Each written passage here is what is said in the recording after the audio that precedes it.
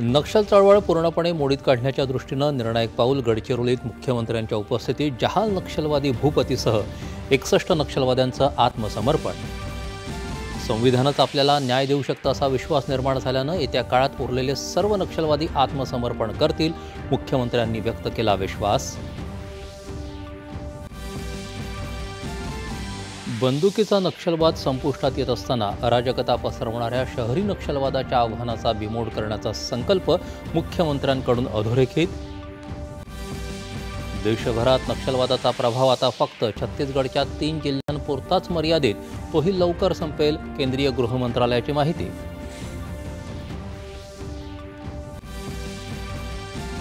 मुंबई सोलापूर विमानसेवेचा आज मुख्यमंत्र्यांच्या उपस्थितीत शुभारंभ। हवाई सेवेमुळे उद्योग, गुंतवणूक आणि रोजगाराला चालना मिळेल, मुख्यमंत्री। महाविकास आघाडी आणि मनसेच्या शिष्टमंडळानं आज पुन्हा घेतली मुख्य निवडणूक अधिकाऱ्यांची भेट। त्रुटी दूर केल्याशिवाय निवडणुका घेऊ नयेत, व्हीव्हीपॅट नसेल तर मतपत्रिकेवर निवडणूक घेण्याची मागणी।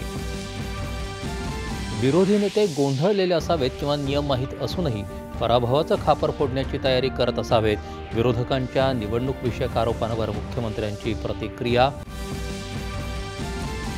स्थानिक स्वराज्य संस्थांच्या निवडणुकीत महायुतीचाच भगवा फडकेल, सातारा इथं शिवसैनिकांच्या मेळाव्यात उपमुख्यमंत्री एकनाथ शिंदे यांनी व्यक्त केला विश्वास।